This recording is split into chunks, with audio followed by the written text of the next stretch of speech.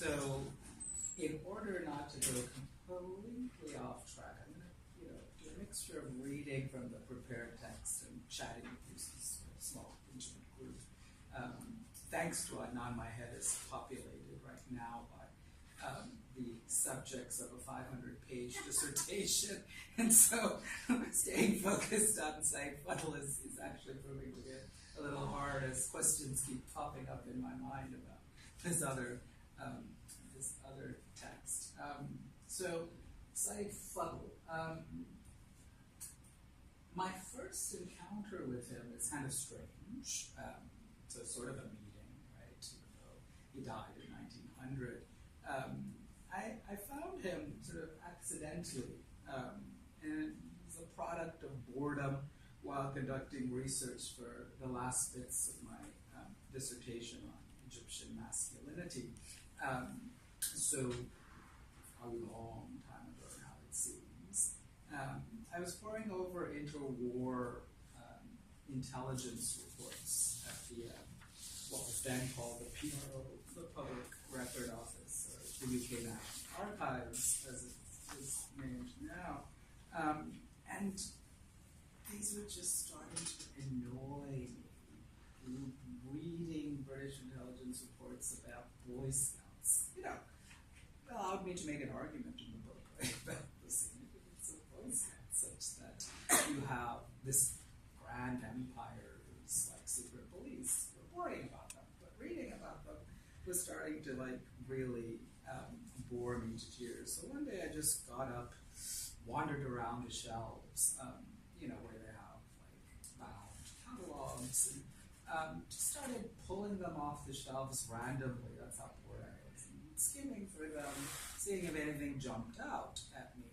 And lo and behold, this entry called or named the Mapla Outlaw popped out at me. And initially I wasn't sure why, right? Because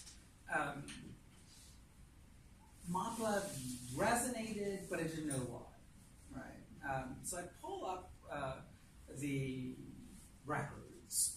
I call them up, and they arrive because the PRO, UK National Archives, is very efficient. Things that you want do show up usually.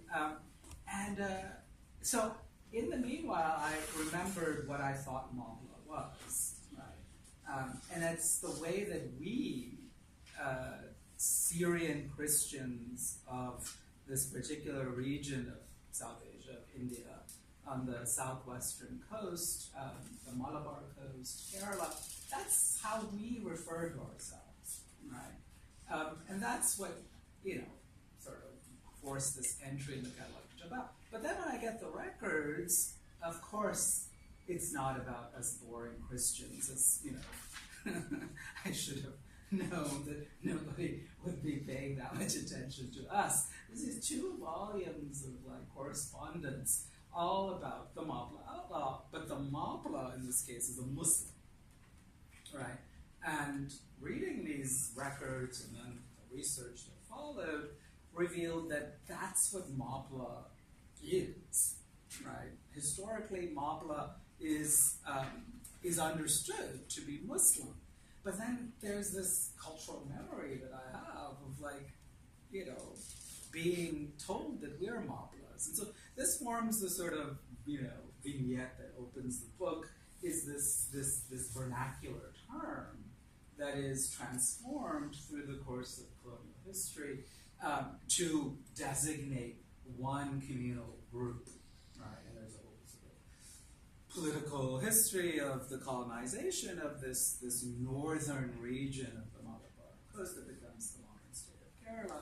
It is a British, right? It's a British district be attached to the Madras presidency, and so they're directly ruled by the British Empire, whereas the other parts of this Malabar coast remain sort of semi-independent, right? Princely states that are indirectly ruled. And so Mapla travels through, right, the documentary records of the British Empire to emerge at the other end to mean Muslim. And, even we will use it to mean Muslim. But then on occasion, when, I'm not sure whether I could put this in the book because it could sort of offend some people. So, when we want to distinguish ourselves, the Syrian Christians, from what we see as Latter-day Converts, right?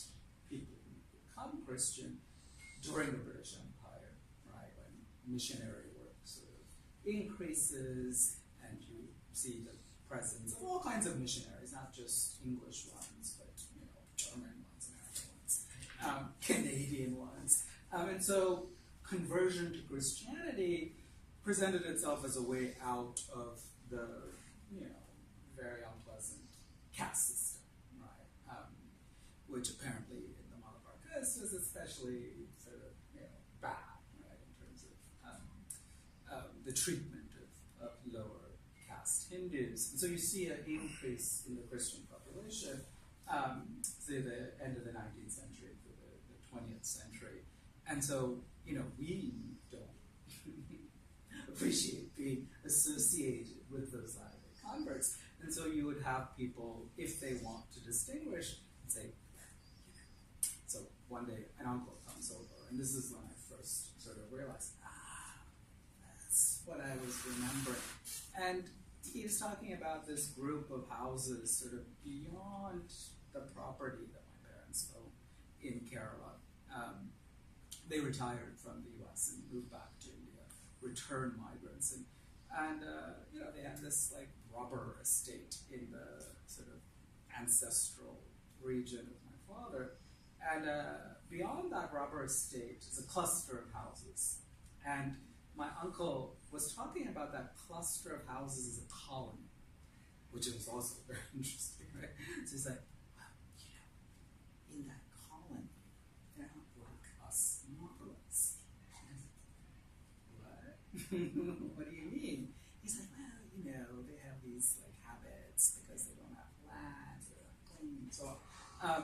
And so this sort of, making of a distinction between Latter-day Converts and this ancient Christian community gave me a sort of in for the book, right? A hook to discuss the colonial production of the community that then makes Sayyid Fadl a sort of heroic, leader, right, of this community in a way that, he may or may not have actually aspired to become, but in positioning that particular group as this, collective that has an identity that shares, political goals and so on, they, in a sense, inhabit that colonial production. And Sayyid Fadl's relationship to that community in Malabar is one part of the book, right? And so I want to just, take us through some of this, the earlier work that I was researching in the archive. The British one turns out as this book, and then the pressures of Canadian funding that I discovered when I first got here meant that I had to apply for grants before I'd even finished that book, right? So as soon as I land here, the department chair and the dean said, so you're going to apply for so we're in Quebec, Concordia is, they have their own nation, right? And so there's their version of the SSRCB was called the FQRC then. I'm like, sure, but they want to support new research, and my work is done. I'm trying to revise it for publication, and that's where Queen's came in. It's one of the first places that I presented the process of revision of the dissertation book. So I applied because I took some notes on that correspondence from the PRO because I was just so fascinated, right? The correspondence spanned like half the globe, right? From London to different parts of India and the places in between, right? So you have letters traveling from the seat of imperial power, the center, to Cairo, to Istanbul, to Aden, Bushehr, to Muscat, on to Bombay and Fort St. George at Madras, and to Calcutta, Simla, so the summer capitals. They're just these amazing collection of letters that I thought, what am I going to do with this? I have to finish a book on Boy Scouts and masculinity in Egypt. So I thought, well, I better remember this. So I took some notes and then I put it, aside to go back to the Boy Scout reports, and I finished the book. And but before I finished the book, Canada wanted me to, make some money for Concordia, or Concordia wanted me to make some Canadian money. So I applied based on those notes to do a research project, but the notes didn't seem so substantial, and that's where Adnan's fascination comes from. Is that I also proposed, based on this book on masculinity in Egypt, where I discovered for the first time this figure, the Futua, as both a kind of social actor in urban centers, but also a concept of masculinity that goes back to much earlier times, to classical Islamic periods, and fascinated me. But having written a dissertation and revising it for a book on Effendi masculinity or middle class masculinity, the sort of people who are going to be the representatives of a self-determining Egypt, right? An independent Egypt, and these bourgeois types who look and dress and sound, right, like their counterparts in other global cities.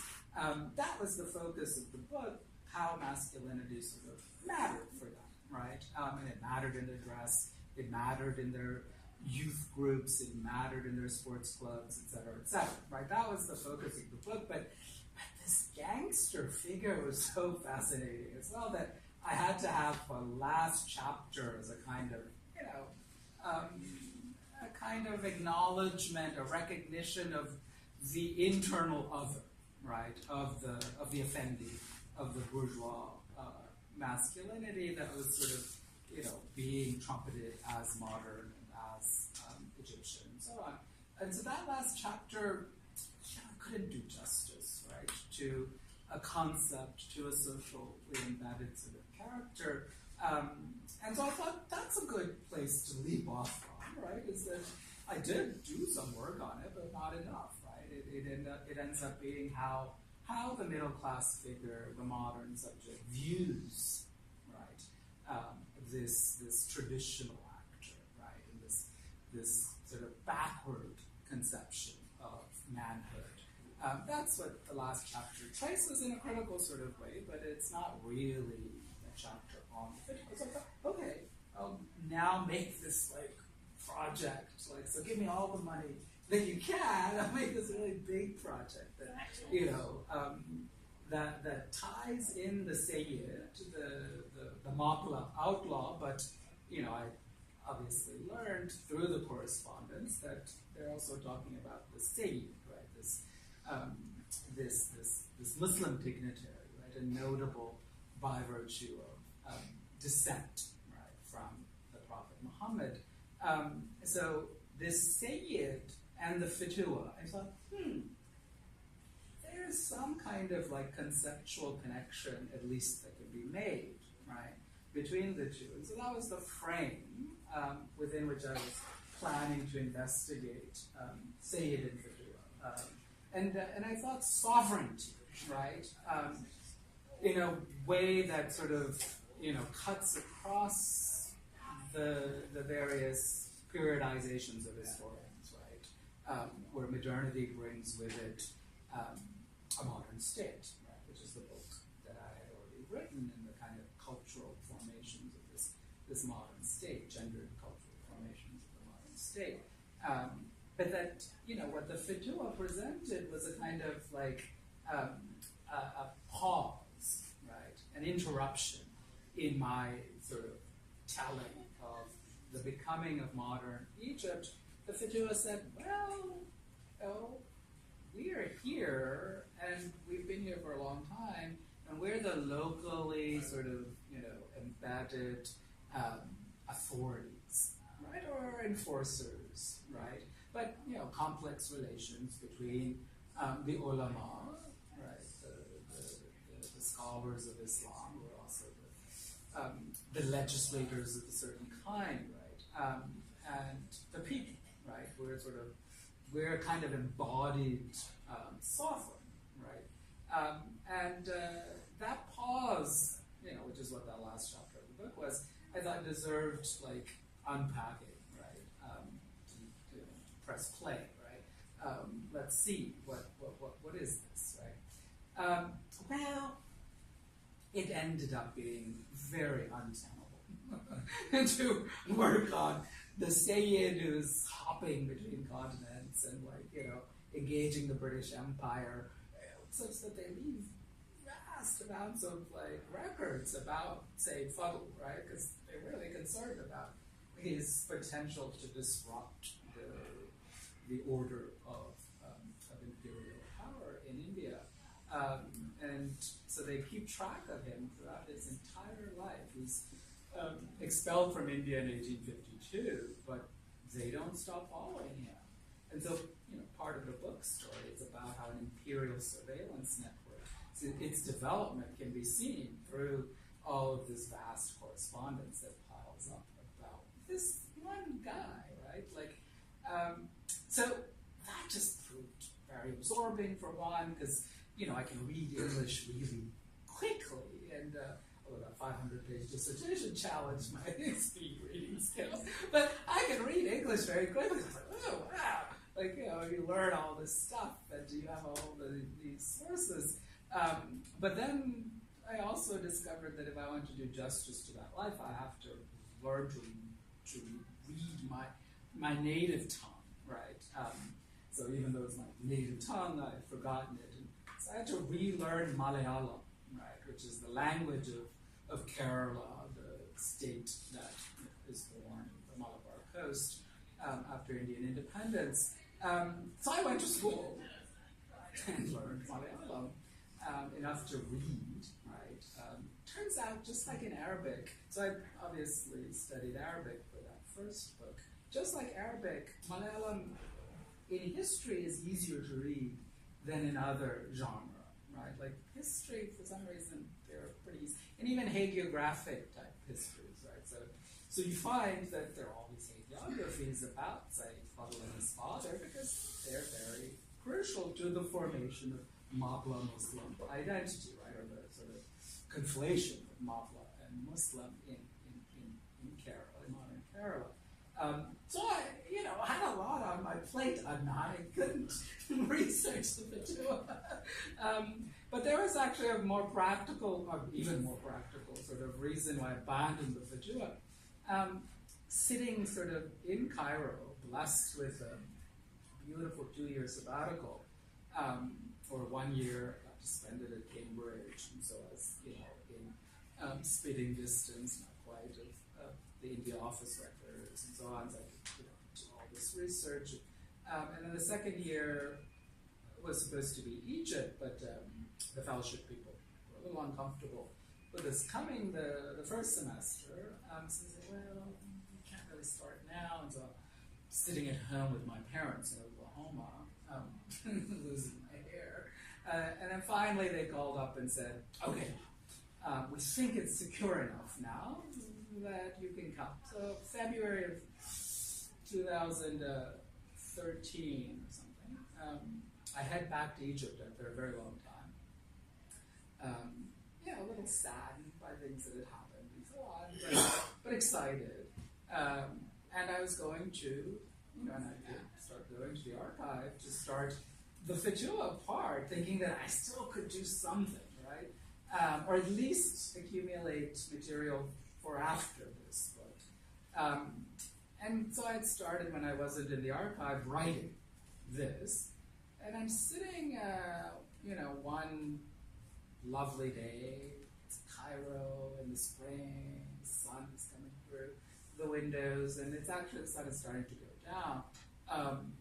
And there's a knock at the door, and these people show up, claim to be state security, flash their ID, throw handcuffs on me, and drag me around the apartment saying that they've received a report about vice. Lots of vice there, but yeah, like they meant drugs, like, so they were searching for drugs in the apartment. Eventually, like, they sat me down. They wanted me to unlock my phone, so pretending to be state security so they could expose the other people implicated in my vices. And I was like, no, because for a moment I thought they really were state security, right? Like, well, that's going to really put people in danger. I'm not going to unlock the phone for you. No. And that's impressive that you're going to protect these people. And that's when I started to get suspicious, like state security impressed by you not doing what they order you to do. And so, I started to get a bit more comfortable because I thought they were criminals. I felt more comfortable, assuming that they were basic bandits or criminals than state security. And I started to get a bit more aggressive, but by that time, they'd already done what they came to do, because there were several of them, right? So while this guy's distracting me with a conversation on the sofa, his colleagues had already run around the apartment and gathered, valuable things. And, that's the problem with these small kinds of computers, is that you actually can stick this one, like, back here, and put your jacket over it and walk out the door, and nobody will know the difference. And that's exactly what they did. So they took the previous version of this, my backup drives, and that phone, and something else, and they disappeared. So these Baltagia, which is another sort of way of, what the Fitula becomes, is what I track in the last chapter of the book. They become thugs, right, as the state expands its sovereignty over the nation, over its different sort of corners. The law of this state is supreme, right, and its policing forces are the proper licit authorities, and so these other local actors are turned into, overnight criminals, and of course there's obviously an overlapping period where they, collaborate or cooperate, and these states don't always run exactly like the theory of the state, but eventually they are quite criminalized and sort of, policed out of kind of a certain existence, except as Baltag, right, except as thug, and not this sort of socially embedded actor, also known for compassion and charity and so on, right? Now basically known for thuggery, right? So that's what these guys, were basically, right? But what's interesting is their presentation of themselves as state security, so this overlap, where even, who knows, right? Egypt was in a very particularly difficult time then when paying state officials, right? Paying like police officers and stuff was difficult for the state. So, it was known that people were moonlighting in various kinds of ways, right? So who knows? Maybe they were state security and Baltagis, but we also know that during the revolution, the state released, a lot of Baltagis and stuff from jail, or, sort of ordered or allowed them to run amok. So, the Fitula just disappeared with my computer and my backup drive. And I was left slightly traumatized to recover, right? Like from losing 3 chapters. I had actually, by that time, written 3 chapters of this. There is no sort of silver lining when you don't have a cloud, as colleagues pointed out, right? Oh, but sure, you saved everything in the cloud. I'll show you the clouds. I thought that like having an actual backup drive would be my security, but when there is insecurity, that doesn't quite work so there was no cloud and nothing. So I had to start from scratch. And in the days of like, digital stuff, you think, oh, great. But you don't have the photocopies of documents. You have photographs of documents on that computer and the backup drive. So I had to kind of start from scratch, not everything, but I lost a lot. I had to start again, basically. And so it's taking a while to work through this. And I did, once I got my head around the fact that I could do this. But the huge project had to sort of be put on hold. And hopefully I can come back to it. But so this is what I finished, is a story of the Sayyid, right, who's connected to these Mapla Muslims of southern India, of Kerala, but also connected to other places, right? I've already taken 17 minutes talking about how I, basically ended up with that book. But let me just quickly tell you a bit about what's in the book, right? After we get past the introduction and the preface. It ends up being an incredible tale. I don't know if I told it as best as I could or as interestingly as I could, but it is an interesting tale, right? It brings several layers of history together. I don't know if anybody's made you read, or if you know Linda Colley's work on Elizabeth Marsh, right? And so she's also written one-off pieces from that about thinking through a life, right? What kind of life tell you about, in her case specifically, global history, which is why I found that work interesting, right? Because Sayyid Fadl seemed to be at the center of global changes that were afoot, unfolding in the 19th century, right?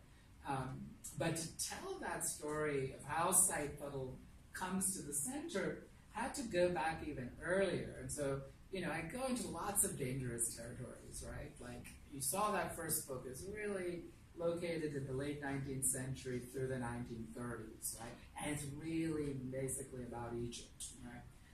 So there's a lot of sort of stepping into other people's territories, as I've discovered since doing this project, that people don't always like you stepping into their territory. So the Indian Ocean is obviously the big sort of new territory space that I'm stepping into, but also the 18th century, right?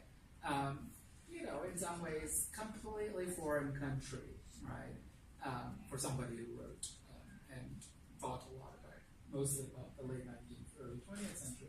But I found that it was very important to making sense of Sayyid Fadl's importance,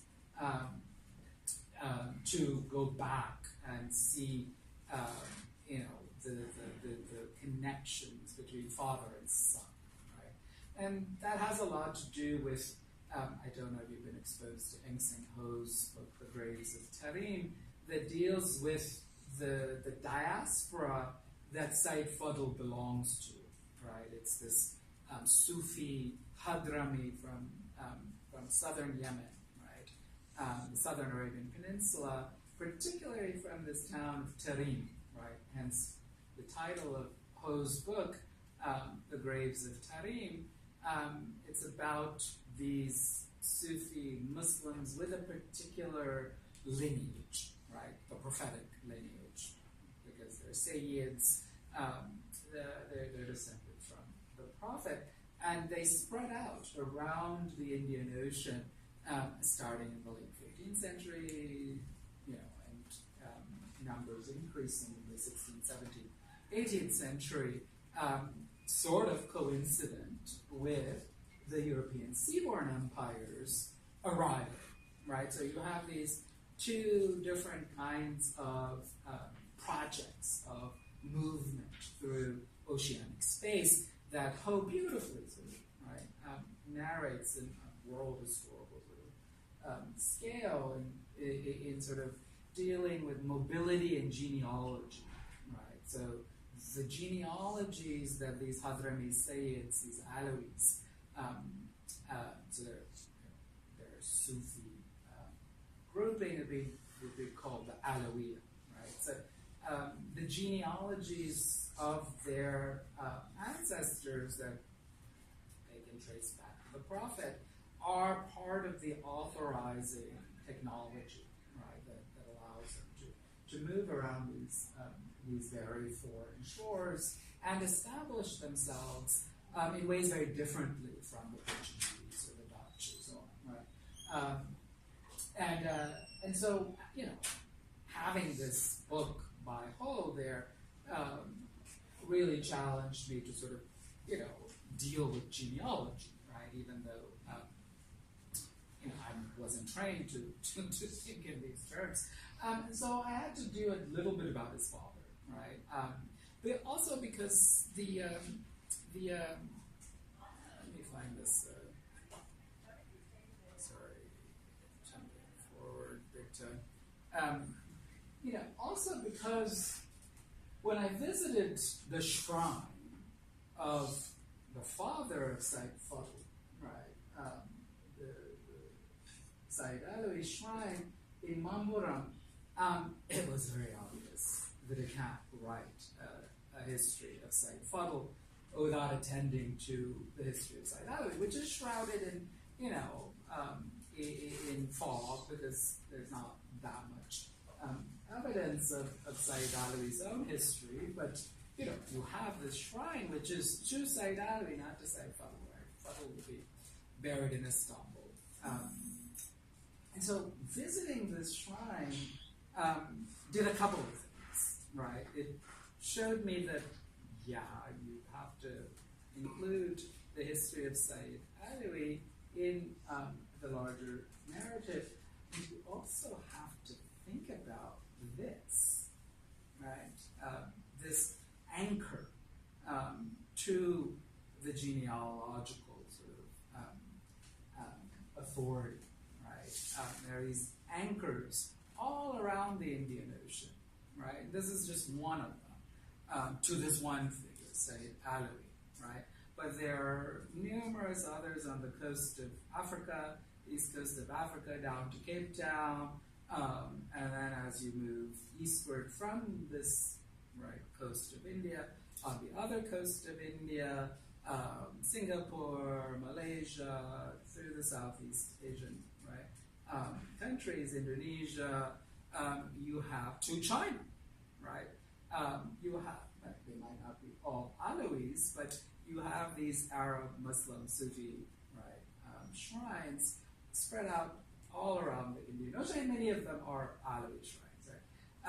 And so the shrine itself said, talk about me, right? You can't just be an archive-based historian if you want to tell the story of Sayyid Fadl's life. You need to talk about me too. I mean, obviously the shrine didn't open its mouth and say this to me, but it was screaming this very loudly, right? That the archive with its documents isn't going to give you the full story, right? And so this shrine becomes quite important.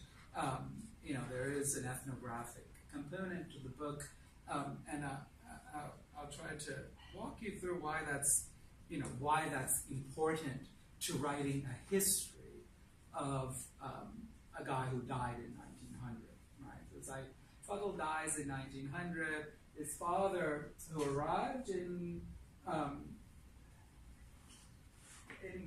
this sort of fabled Indian Ocean port town, Calicut, that sort of sees an ascendance after the Indian Ocean trade networks are kind of redirected when the Mongols destroyed Baghdad in 1258. You sort of see a shifting of the oceanic trade routes from the Persian Gulf ports to the Red Sea ports, and with that, you see the sort of Gujarat merchants, right,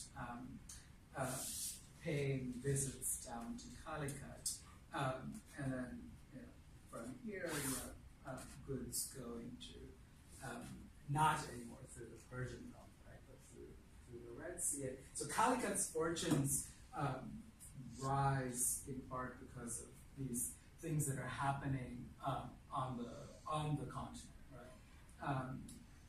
And it continues to sort of grow rich in the transoceanic trade. And by the time Sayyid Alawi arrives from Tarim, sort of going along with these routes, right? The dhows are probably carrying goods, right? That the Muslim merchants are trading in. From here, does anyone know like what the major sort of product?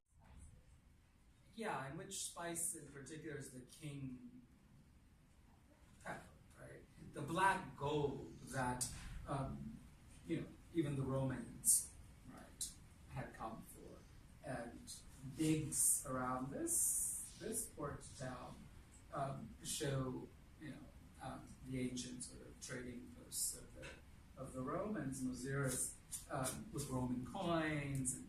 So we know, right, like there's archaeological evidence, there's like some textual evidence. This is a very ancient trade, right?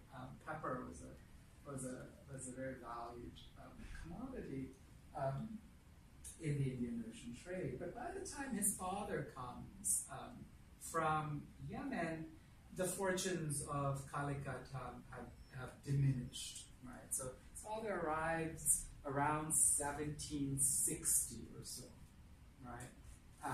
So not quite, we're not exactly sure when he arrives, like in the 1760s. So, the British have already won the Battle of Plessy. They have probably taken the Divan, the revenues of Bengal, right? And so they have started to transform themselves from those early modern trading companies, right, into something more. Not quite there yet, but by taking the revenues of Bengal, the hinterland agricultural production, right, goes into their control. Things are changing. Right? So he arrives at a time when, just at the moment, right, when those early modern trading companies or this English East India Company in particular, is about to reform itself as a kind of government of India, right, a state over India. And so things are not looking good for Calicut because there's all kinds of shenanigans going on in South Asia, alliances and wars, and it becomes part of a global imperial competition between the French and the British, and these little places will either thrive and benefit from that, or they will suffer like Calicut does. It just sort of stops being the kind of major trading emporium it was. And then by 1792, it's before that it's invaded by Mysore, right? One of the sort of products of 18th century changes are these princely states, or these little kingdoms, right, that try new kinds of fiscal practices to construct themselves as different kinds of states from the ones that used to rule over these places. And in doing that, territory is important, and so they will invade these southern parts, but the British will ultimately, the English will defeat Mysore, and in a treaty that Mysore is forced to sign in 1792, they will cede this area. Not really theirs to cede anyway, but they have boots on the ground, and they're sort of theirs, right? So Calicut will form part of the district of Malabar. So what was once like all of this kind of from Goa down to here, Malabar will officially become, through British administrative practices and geographical classifications to route that administration, Malabar will become this, right? And along with Malabar becoming this shrunken piece of territory, you will see the emergence of Mahapala Muslims as Mahapalas, right? And the older histories that we mentioned sort of get, they get turned into local gossip of my uncle's variety, right? The history is now the history of this group that lives here. And Sayyid Alawi becomes a very important figure in that process, right? Mostly not by doing much, right? Just by being a Sayyid who attracts followers, right? Muslims are already there. As we said, they've been coming for centuries as merchants, Arab Muslims, and over time they also will convert other people, through marriage and so on. And so you have a small Muslim community that will grow bigger during the time of Sayyid Alawi's life. So from the 1760s or so to his death in 1842, right? You will see the Mahapala Muslim community grow, not just through these migrations, but through conversion, right? And one of the reasons for conversion will be similar to what I said, the Christian missionaries bring, right? Is a route out of the oppressive caste system. So I wrote one piece about counterintuitive sort of ways in which we might think about liberation, right? And how conversion brings a certain form of liberation, and that our liberal sort of mindset, it's very hard in some ways to process, but in this one-off piece that I wrote, Sayyid Alawi inspires people to convert, maybe not because they understand anything, right? Like, it may just be that they want to escape, and why, right? So in this one piece, the why is that women want to cover. And you may think, oh, do they really want to cover their heads in this heat? It's not their heads that they want to cover. It's their chest, their breasts. So the peculiar caste system of southern India, or this particular region, the lower caste women are supposed to appear before their men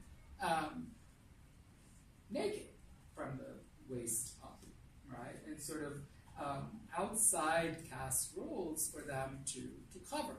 So there's a case that ends up in the archive when these women who work on a Hindu landlord's plantation, and it's one of the things that will happen after the British take this area, is that land rights, ancient land rights, will be restored, right? So they decide that Muslims had sort of violated Hindu rights in this area, that Hindus obviously are the natives of these areas, and the Muslims must have driven them out, so we're going to restore proper title and land to Hindus. And of course, that's going to breed a lot of problems, and so there will be revolts and uprisings the whole time that Sayyid Alawi is alive. Not really because of anything he did, but because the British are doing things that are completely turning things upside down.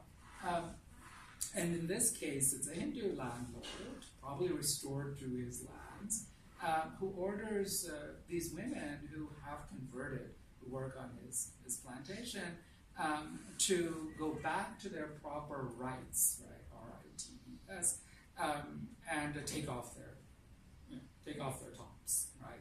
They've gone, they've met with Sayyid Alawi, he's given them, blessings, and so they feel very emboldened, and they're like, no, we're not going to, and he tears them off, right? And, that's not going to sit very well with their Muslim community that exists right around the plantation. And so the next day, the plantation owner is killed. And this enters the British record because they like in many of these cases, will send commissions to investigate because this is sort of in the early 50s. So Sayyid Alawi's, well, I forget, the article has been published for a while, but they sent a commission to investigate him. So there's quite a bit of material on this case, right? And the British stance is, it's fascinating, right?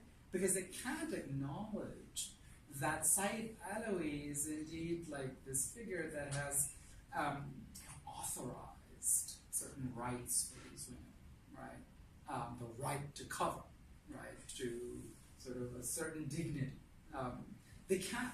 The records are very, Meanwhile, these are sort of liberal imperialists who, know that like it's not great that the caste system requires, these kinds of ways of differentiating between human beings, but the focus, of course, will be on the murder, right?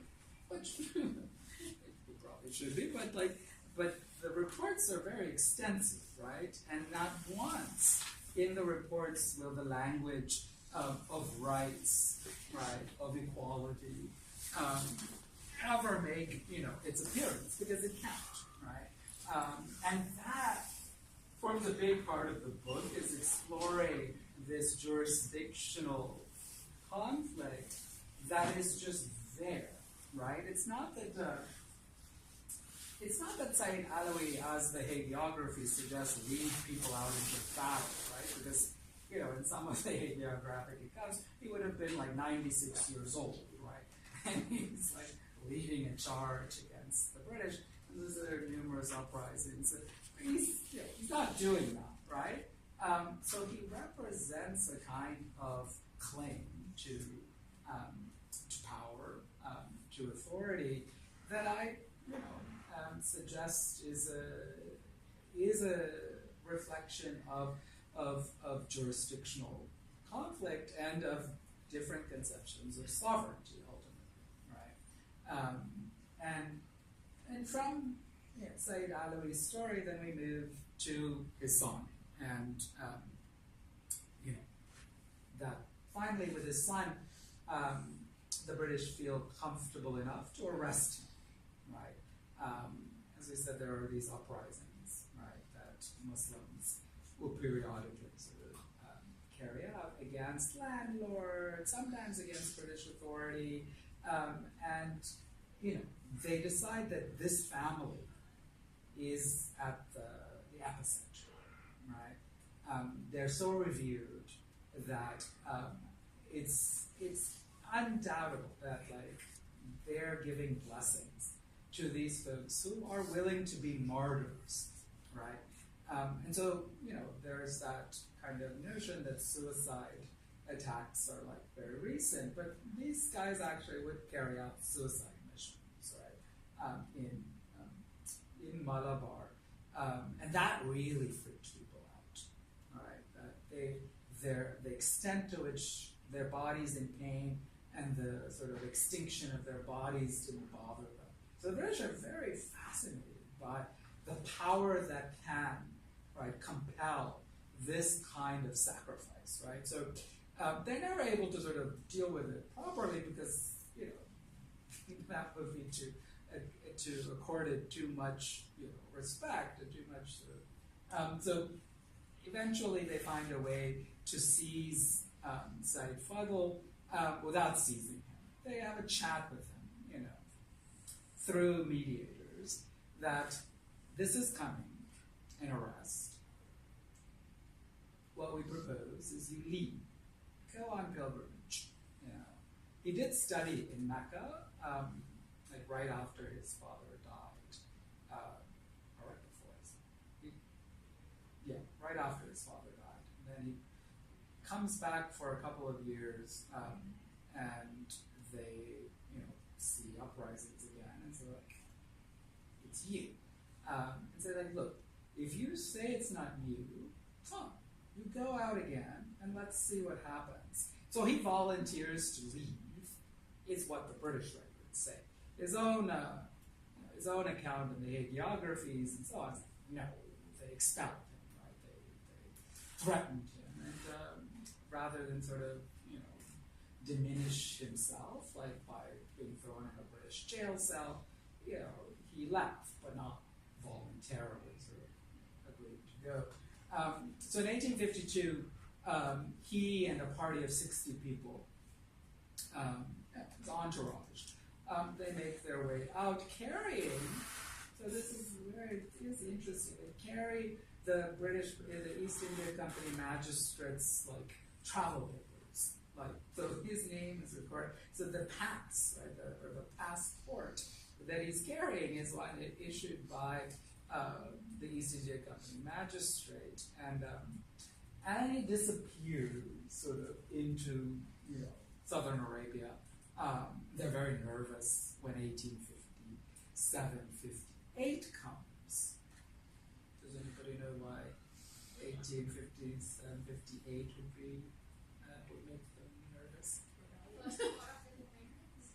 Yeah, so the First War of Independence, or the Mutiny, as the British would call it, or the Great Rebellion.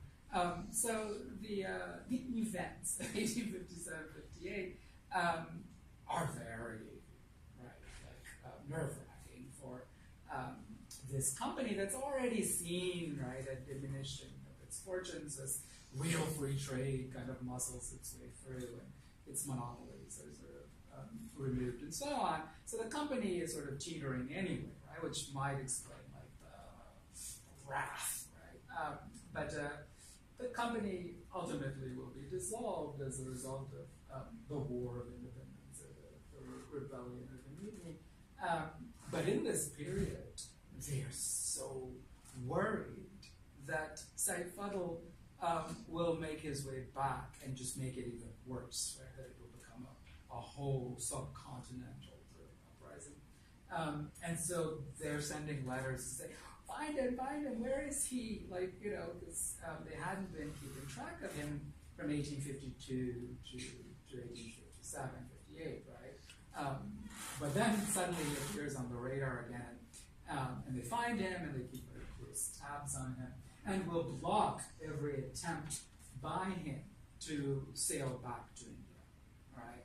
So the late 50s, the 60s, there's not much, but what's clear is that, the British are keeping an eye on him, making sure that he doesn't leave Arabia eastward.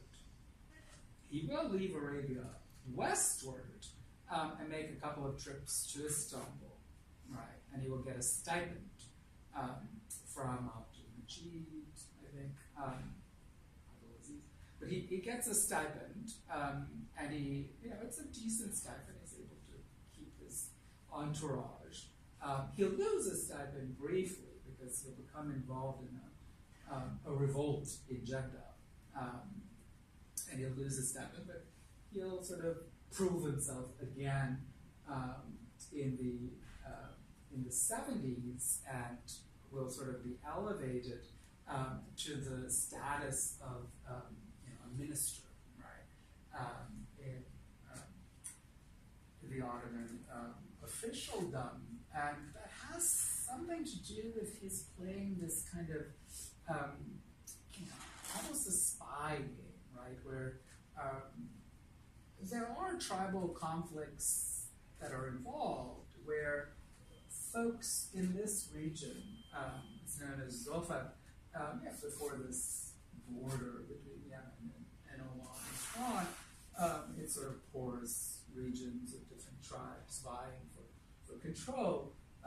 And so the tribes from this region invite him in 1875 to come and use his barakah, right? So this power that is vested in these folks with lineage, right, and others, but especially these Sayyid types are there to have this bring your barakah and sort of bring your power and bring us peace, right? And so he's invited, and he goes and he stops the fighting between the two major tribes, and he sets himself up as the emir, or the prince of this area, and starts acting like a prince, at at least according to the British records and the Omanis, because the Omanis are not happy that he has arrived here. And so they all think that, he's a bad ruler.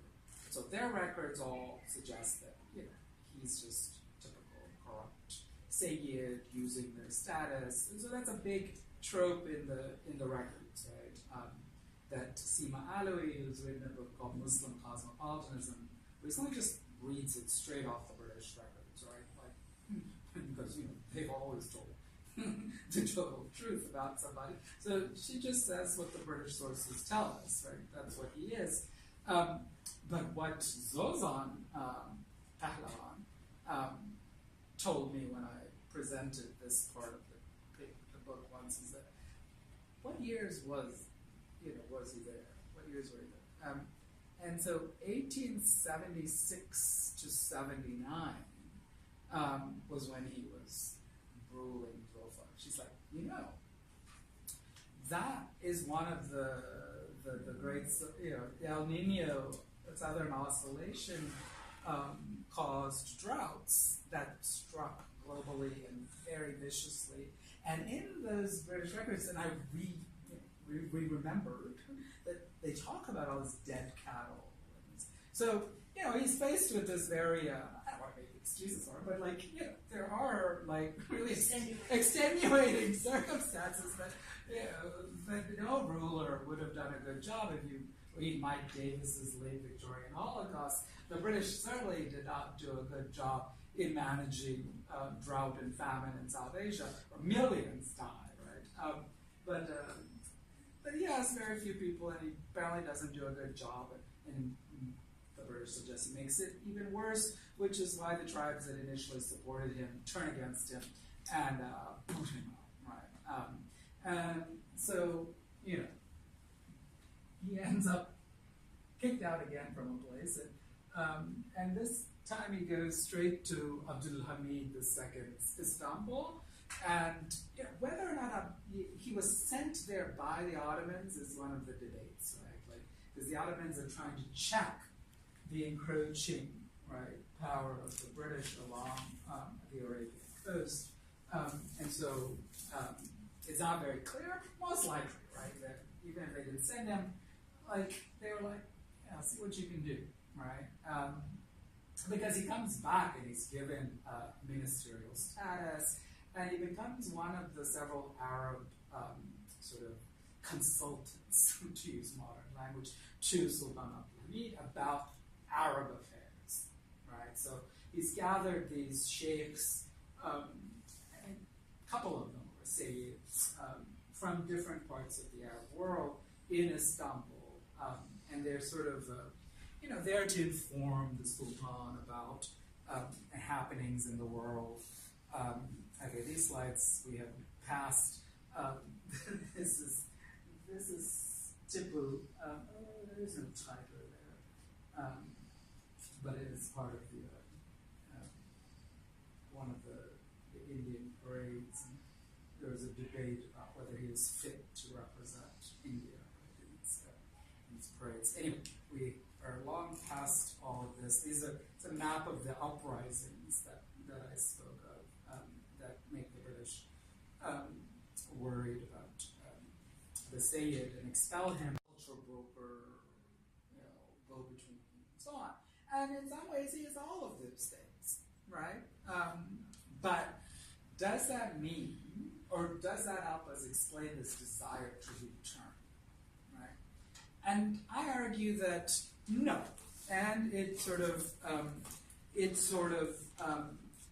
fails to account for this, the shrine, right? Which is not just any old sort of, burial plot, right? It's a shrine. And he knows from the death of his father, the shrine is built, right? So by the mid-1840s, the shrine's already there, but he's expelled in 1852. He knows because the British are keeping tabs, we know that people from here, the Mablas, visited Istanbul, brought gifts and donations and so on, and news of what's happening at the shrine. right? And the fact that the British actually, immediately after his expulsion, shut it down. So, so he's keeping tabs on like what's going on. He knows, of course, not even before his father, that the shrine forms a very important, part of a Sufi atmosphere, right? One could say, with the death of the prophet, the question is posed, right? There is no longer a hotline to the big God, right? So what does one do in this planetary existence, right? When you don't have that hotline. So that's the fundamental tension, right?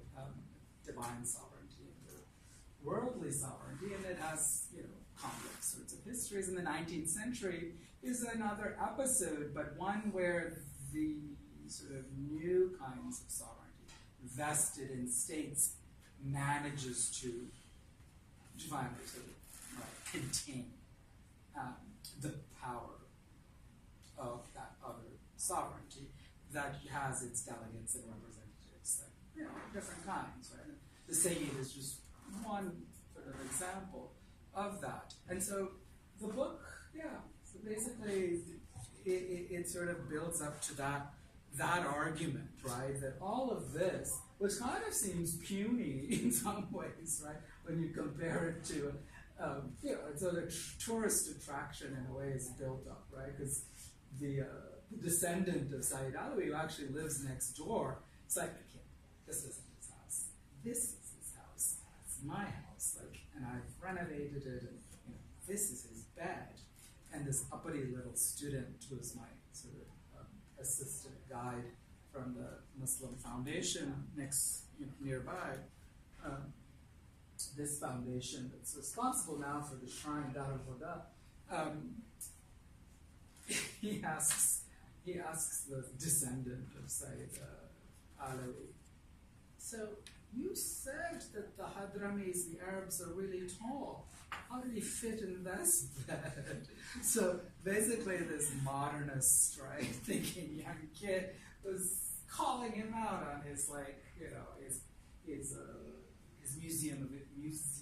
museumization of Sayyid Alawi. So he also has these cases with Sayyid Alawi's cane and his clogs. He's really cool looking clogs. And, so this is his house, not this other one which the foundation has set up for tourists to come and see.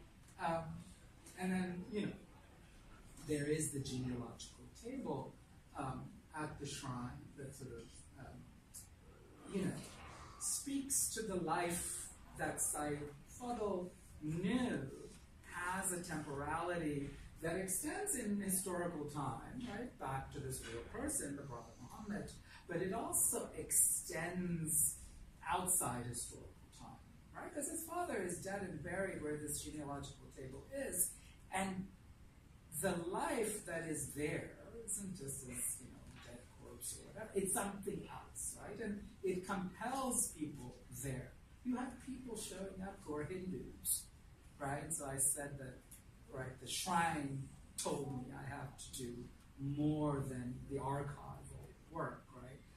So you have people who come there who are Hindus, who touch, seek a blessing for whatever, right? They're ailing, they need money to put their kid through school or marry off their daughter. A Hindu festival, a sort of major festival in this northern region, kicks off from this shrine after getting Sayyid Alawi's blessing, right? So there's a way in which, he knew of a life that sort of compels, right, people to sort of, the power of that life in a way that this worldly sort of gambit of being an emir in Dhofar or a consultant to the sultan of the only and major Muslim empire, none of those things sort of matter, right? And so the book sort of takes a tour through his Sufi writings to try and make sense of, try and beef up that argument, right? And ends with the shrine comparison, right? He's buried in Istanbul in the which cemetery it is, Mahmud So he's buried in Istanbul in 1900, and there's this lovely report that Zozan dug up about the funeral ceremony, the procession to this burial site. But the Sultan picked it. The Sultan sort of, said this is how it's going to be buried. So in the end, right, worldly sovereignty sort of dictates his final resting place, and it's a historical individual that knows that final resting places can also be beginnings and another sort of life. I think I covered quite a bit. I think I'll stop there. Thank you for your patience.